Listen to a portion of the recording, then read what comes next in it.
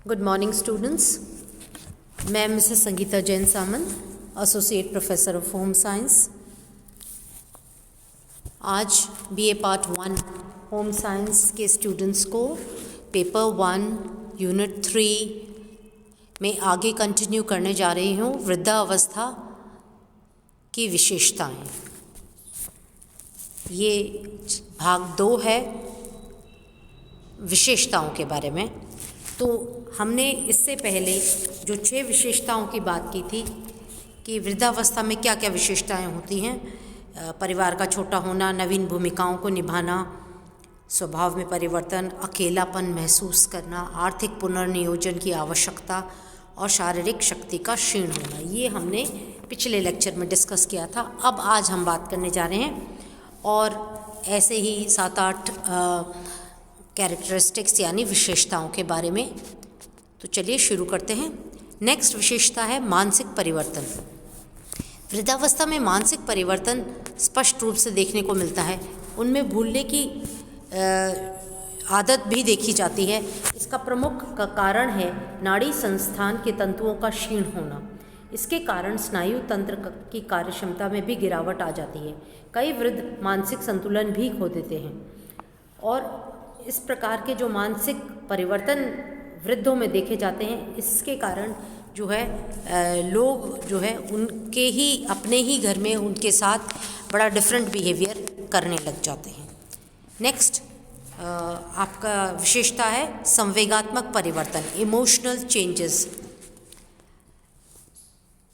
पहले परंपरागत समाज में अपने वृद्ध माता पिता की सेवा करना, उनके आदेशों का पालन करना हर संतान का कर्तव्य व धर्म होता था, परंतु वर्तमान में स्थिति बदल गई है। आजकल न्यूक्लियर फैमिलीज़ के कारण और औद्योगिकीकरण और आधुनिकता के कारण एक ऐसी स्थिति आ गई है कि माता पिता अपने पैतृक जगह पे रहते हैं और बेटे बहू या बेटी दामाद वगैरह दूसरे शहर में या दूसरी जगह रहते हैं। तो इसके कारण क्या है कि उनमें वृद्धजनों के प्रति उपेक्षा के भाव भी देखे जाते हैं। कभी कभी वे वृद्ध माँ बाप के प्रति एक डोमिनेटिंग बिहेवियर दिखाते हैं, तो इमोशनल चेंजेस नेचुरली वृद्ध लोगों में भी आ जाते हैं और ये संवेगात्मक रूप से परेशान हो जाते हैं और कभी कभी क्रोधित व चिड़चिड़े भी हो जाते हैं। उनको इस प्रकार की उपेक्षा की आदत नहीं होती है, इसलिए ये प्रॉब्लम्स इमोशनल चेंजेस देखने में ज़्यादा आते हैं। फिर नेक्स्ट आपका है परावलंबन, डिपेंडिंग स्टेज। परावलंबन की अवस्था में ये भी एक विशेषता है कि देखा जा रहा है कि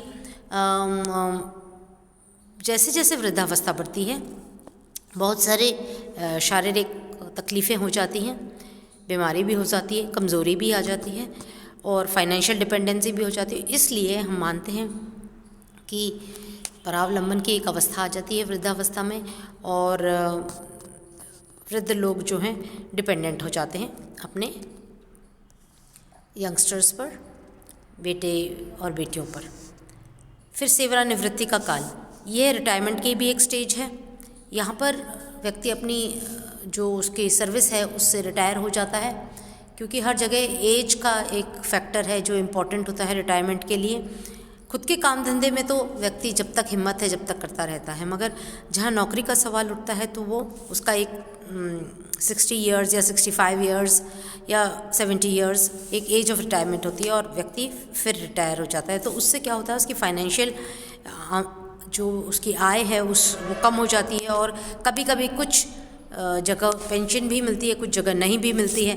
तो व्यक्ति को अपने सेवानिवृत्ति का जो काल है उसके साथ एडजस्ट करना पड़ता है। नेक्स्ट आपका आता है वृद्धावस्था जो है एक अनहैप्पीनेस की स्टेज हो जाती है, दुखदायी सी स्थिति है।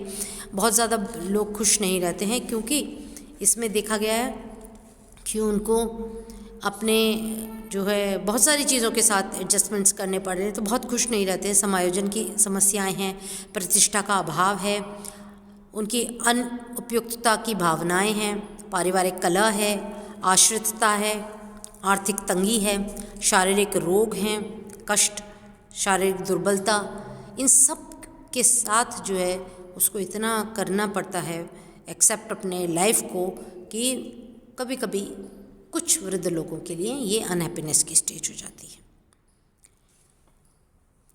नेक्स्ट आपका आता है वृद्धावस्था, जो है एक बाहुल्य की अवस्था है। इट इज़ एन, किस चीज़ का बाहुल्य? समस्याओं का बाहुल्य। एज ऑफ मैनी प्रॉब्लम्स, सबसे ज़्यादा शारीरिक प्रॉब्लम्स। सेकंड आपकी आती है टाइम पास करने की प्रॉब्लम, फिर आर्थिक तंगी की प्रॉब्लम, फिर उसके बाद लोगों के साथ इंटरेक्शन की प्रॉब्लम, क्योंकि अब उतना ज़्यादा मोबाइल नहीं रहे हैं, वृद्ध लोग इधर उधर जा नहीं सकते, तो लोगों के साथ मिलने जुलने की प्रॉब्लम। तो इस तरह से बहुत सारी प्रॉब्लम्स का एक ग्रुप बन जाता है वृद्ध लोगों के लिए। और अंत में अगर हम बात करें तो वृद्धावस्था एक चिंतनशील की अवस्था है। चिंतनशील से मतलब थॉटफुलनेस। एक ऐसी अवस्था है जिसमें व्यक्ति के पास चूँकि समय है, चूँकि व्यक्ति अपने ज़िंदगी के सबसे ज़्यादा जो महत्वपूर्ण कार्य थे वह कर चुका है, इसलिए वह अपना अधिकांश समय चिंतन, ध्यान, ईश्वर उपासना, धर्म कर्म में लगाते हैं। वे घर परिवार की सारी जिम्मेदारियों से पूर्ण कर चुके हैं, इसलिए एक तरह से वो वैरागी बनने लगते हैं। वे अपने तीर्थ स्थानों में उनकी विज़िट करने लगते हैं और अपने लाइफ की तरफ एक रिफ्लेक्ट करने लगते हैं कि भाई क्या चीज़ है जो उन्होंने पूरी ढंग से कर ली है या क्या अभी भी करना बाकी है। तो कहीं ना कहीं हम ये बात करते हैं एक कंप्लीट रिफ्लेक्ट बैक वाली स्टेज है। इसमें वृद्ध लोग जो हैं अपना अच्छी तरह से अपने ऊपर ध्यान दे पाते हैं। तो आज हमने क्या बात करी है? हमने बात करी है मानसिक परिवर्तनों की, मेंटल चेंजेस की। हमने बात की है संवेगात्मक परिवर्तनों की, यानी इमोशनल चेंजेस, एक व्यक्ति के अंदर क्या भावात्मक परिवर्तन आते हैं। फिर परावलंबन की अवस्था मतलब डिपेंडेंसी ऑन अदर्स, एक डिपेंडेंसी की स्टेज। फिर सेवानिवृत्ति का काल मतलब retirement from job, retirement from other work, इसकी बात करती है। हमने बात करी है कि वृद्धावस्था एक दुखदायी अवस्था है, age of unhappiness, age of problems, many problems related to all spheres of life. फिर हमने बात करी है कि वृद्धावस्था एक चिंतनशीलता यानी रिफ्लेक्ट करने की अवस्था है। तो ये सारी जो विशेषताएं हैं ये वृद्धावस्था की स्टेज को मार्क करती हैं। धन्यवाद।